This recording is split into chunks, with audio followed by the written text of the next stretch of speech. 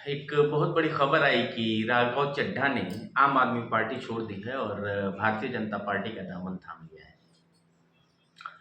सवाल सुनते ही दिमाग कौंध सा गया। कई सारे अ, न्यूज़ सुनते ही दिमाग कौंधा और कई सारे सवाल दिमाग में दौड़ने लगे, तैरने लगे कि ये अचानक से क्या हुआ। पिछले 3-4 महीने में राघव चड्ढा ने जिस तरीके के सवाल उठाए थे as a member of parliament, और जिस तरीके से उनके सवालों ने आम आदमी के सॉफ्ट कॉर्नर को टच किया था, उनकी प्रॉब्लम्स को पार्लियामेंट के पटल पे रखा था, कहीं ना कहीं उन्होंने एक रेस्पेक्ट अर्न करी थी। फिर उसके बाद जब लीकर केस के बाद अरविंद केजरीवाल जी मुखर हुए और पार्टी का एक स्टैंड आया कि हम राघव चड्ढा को राज्यसभा में बोलने नहीं देंगे, तब दिमाग खटका कि आम आदमी पार्टी ऐसा क्यों कर रही है। अब इसके पीछे की दो कॉन्स्पिरेसी है। क्या कॉन्स्पिरेसी है? पहली कॉन्स्पिरेसी ये है कि आम आदमी पार्टी का ये कहना है कि राघव चड्ढा भारतीय जनता पार्टी के लोगों से इन्फ्लुएंस्ड थे और भारतीय जनता पार्टी में जाने की तैयारी कर रहे थे। वहीं राघव चड्ढा की तरफ से ये कहा गया था कि पिछले कुछ दिनों से आम आदमी पार्टी जो इनका लिटरेचर था, जो विचारधारा थी, उससे अलग हटकर और उन्होंने दूसरा रास्ता अख्तियार कर लिया था और उसका पटाक्षेप आज हुआ और वो भारतीय जनता पार्टी में चले गए। न सिर्फ वो गए बल्कि उनके साथ 6 मेंबर ऑफ पार्लियामेंट और भी भारतीय जनता पार्टी में चले गए, जैसे राजेंद्र गुप्ता, विक्रम सहनी, संदीप पाठक, हरभजन सिंह, स्वाति मालीवाल और अशोक मित्तल। ये सारे लोग भारतीय जनता पार्टी में चले गए। इससे भारतीय जनता पार्टी को तो नंबर गेम में फायदा हुआ, क्योंकि भारतीय जनता पार्टी का जो नंबर था राज्यसभा में वो कम था। निश्चित रूप से इन 7 लोगों के आने के बाद उनका नंबर थोड़ा तो बढ़ेगा, पर फिर सवाल जस के तस है कि आखिर हम दोषी किसे माने। कई बार ऐसा होता है कि सामने घटनाएं चलती हैं पर हम उसको एसेस नहीं कर पाते हैं कि एक्चुअली में प्रॉब्लम है कहाँ। पिछले कुछ दिनों में राघव चड्ढा ने जिस तरीके से अपना एक इमेज बिल्डअप किया है हमारे सामने, मतलब सबके सामने, और कहीं ना कहीं जब वो इन सवालों को उठाते थे तो आम आदमी पार्टी का भी प्रेस्टीज बढ़ता था कि भाई आम आदमी पार्टी में ऐसे नेता हैं जो इस तरीके के सवाल उठाते हैं। फिर अचानक से ऐसे क्या जरूरत आन पड़ी कि उनको राज्यसभा से, मतलब पार्टी छोड़नी पड़ी, और आज उन्होंने कहा भी कि हमारे पास 2 रास्ते थे, या तो हम राजनीति क्विट कर दें या फिर आम आदमी पार्टी को छोड़ दें। तो हमने आम आदमी पार्टी को छोड़ना उचित समझा और भारतीय जनता पार्टी में जाना उचित समझा। लेकिन सवाल एक और उठता है कि क्या भारतीय जनता पार्टी ही अब बस इस देश में एक मुख्य पार्टी बची हुई है? अगर उनको आम आदमी पार्टी में उस तरीके से सम्मान नहीं मिल रहा था तो उनके पास ऑप्शंस कई थे। वो कांग्रेस में जा सकते थे, वो समाजवादी पार्टी में जा सकते थे, वो किसी और, खैर ये उनका अपना मत है कि वो कहाँ जाना चाहते हैं, और उनके अलावा बाकी वो जो 6 राज्यसभा सांसद हैं, ये उनका मत है कि वो किस पार्टी में जाना चाहते हैं। लेकिन as a audience, as a voter, हमारे पास सिर्फ एक ही सवाल है कि फिर ये माना जाए कि जो आम आदमी पार्टी जो भी आरोप लगाती रही कि भारतीय जनता पार्टी के लिए ये बेटिंग कर रहे थे, तो क्या ये बात सही है? वहीं दूसरी तरफ मुझे आज भी याद है कि आज से 2 साल पहले कुमार विश्वास किसी पॉडकास्ट में गए थे और उन्होंने वहां कहा भाई था कि अब अगला नंबर राघव चड्ढा का है। क्यों है? क्योंकि वह आदमी ज्यादा लाइमलाइट ले रहा है, देखने में हैंडसम है, हीरोइन से शादी कर ली है, और उसने जिस तरीके से राजनीति को अपने ऊपर लेके गया है वो कहीं ना कहीं आम आदमी पार्टी के कई नेताओं को सुपरसीड कर रहा है। और आम आदमी पार्टी का इतिहास भी कुछ इस तरीके से रहा है कि इसके जितने भी नेता थोड़े फेमस हुए, अंततः सबसे लास्ट में, एट लास्ट, उनको पार्टी छोड़नी पड़ी। फिर वो चाहे प्रशांत भूषण हो, शशि भूषण हो, आम कुमार विश्वास हो, मेघा पाटकर हो, किरण बेदी हो, कोई भी हो, एट लास्ट जाके आम आदमी पार्टी को छोड़ना ही पड़ता है। तो क्या हम ये माने कि आम आदमी पार्टी का जो इंटरनल स्ट्रक्चर है उसमें कोई भी अरविंद केजरीवाल को सुपरसीड नहीं कर सकता। कपिल मिश्रा हो, बहुत बड़े बड़े नाम हैं, आपको पता होगा।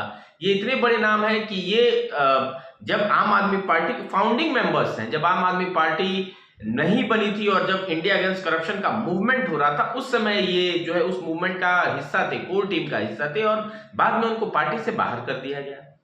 तो सवाल उठने वाजिब हैं, और जितनी मुंह है उतने सवाल हैं।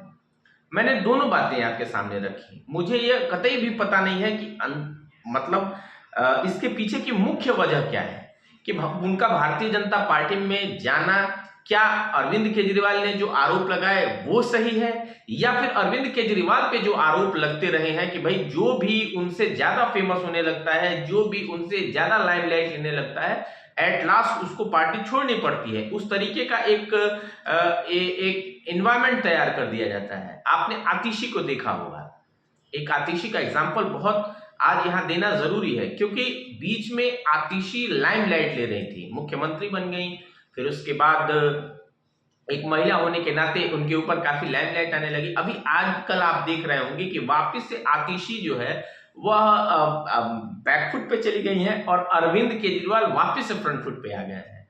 तो कहीं ना कहीं कुछ न कुछ चीजें चलती रहती हैं, और सही मायनों में इसका जवाब समझ नहीं आता कि इसका जवाब है क्या। भारतीय जनता पार्टी के लिए तो शुरू से ये कहा जाता रहा है कि वो किसी भी पार्टी को तोड़ने में सबसे ज्यादा दम लगाती है। उसने तो ऐसी ऐसी पार्टियां तोड़ दी जिसको कभी किसी ने सोचा नहीं होगा। शिवसेना और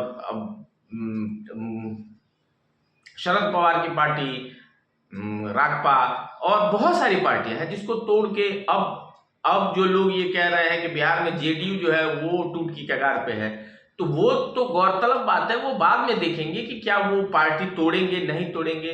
पर अभी जो ये है, ये शॉकिंग न्यूज है, क्योंकि राघव चड्ढा आम आदमी पार्टी के एक प्रोमिनेंट लीडर थे और एक तरीके से राज्यसभा में फेस थे। बातें भी वो राज्यसभा आम आदमी से जुड़े मुद्दों को ही रखते थे। जब आम आदमी पार्टी का एस्टैब्लिशमेंट हुआ था, जब ये बनी थी, तो इसी बात के लिए बनी थी कि आम आदमी की जो सबसे समस्याएं हैं उसको सामने रखने का काम करेगी। हालांकि बीच में ये चीजें बदलती रही, बहुत प्लस माइनस हुआ। बनते ही सबसे पहले जिस कांग्रेस का विरोध करके और आम आदमी पार्टी सत्ता में आई, आम आदमी पार्टी बनी, उसी कांग्रेस के समर्थन से आम आदमी पार्टी ने सबसे पहली सरकार बना ली। तो चीजें कई हैं, उस पर बाद में बात करेंगे। पर मुझे एक चीज समझ नहीं आती कि आखिर राघव चड्ढा को ऐसी क्या मजबूरी थी कि वो भारतीय जनता पार्टी में ही मतलब जाना उन्होंने प्रेफर किया।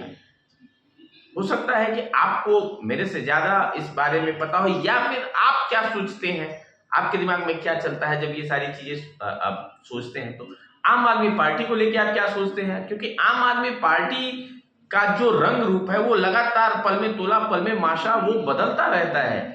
हमने आम आदमी पार्टी वहां से देखी है जब इसको फॉर्म किया गया था, जब इसके नेता पैदल घूम के दिल्ली की गलियों में घूम के वोट मांगते थे, और दिल्ली में क्या प्रचंड बहुमत मिला था आम आदमी पार्टी को, हमने तब से देखा। और हमने तब भी इस पार्टी को देखा जब इसके नेता करप्शन के चार्ज में जेल रहे, करप्शन के चार्ज में गए। कैसे कुमार विश्वास को इन्होंने राज्यसभा नहीं भेजा, कैसे प्रशांत भूषण को किनारे कर दिया गया, कैसे आशुतोष किनारे हो गए। तो सवाल कई हैं और जवाब फिलहाल में तो नहीं है, उस तरीके का कन्विंसिंग जवाब नहीं है, और सबको यही लगता है कि उनके पास जो जवाब है वही परफेक्ट है। पर ऐसा नहीं है, कुछ तो मजबूरियां रही होंगी, यूं ही कोई बेवफा नहीं होता। और राघव चड्ढा जैसे व्यक्तिगत रूप से मैं बहुत एडमायरर हूँ राघव चड्ढा का। मुझे उनकी उनके उठाए गए मुद्दे और उनके पॉलिटिक्स करने का तरीका दोनों ही बेहद पसंद है, शालीन व्यक्तित्व है उनका। पर इस तरीके का वो होगा ये मुझे बिल्कुल भी अंदाजा नहीं था, और जब आज ये खबर आई तो बिल्कुल मैं शॉक्ड रह गया। आप इस विषय पे क्या सोचते हैं, और अपने सुझाव जरूर दीजिएगा और बताइए। ये मैंने एक प्लेटफॉर्म बनाया है जिसमें वन वे कम्युनिकेशन नहीं, टू वे कम्युनिकेशन होगा। आप भी अपनी बात रखिए, जरूर रखिए।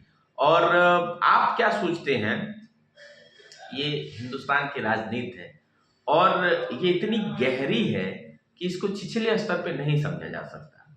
तो इसलिए मेरी ये गुजारिश है कि आप भी अपनी बात जरूर रखें और साझा करें कि क्यों राघव चड्ढा ने आम आदमी पार्टी छोड़ी और भारतीय जनता पार्टी ज्वाइन की। बहुत बहुत धन्यवाद।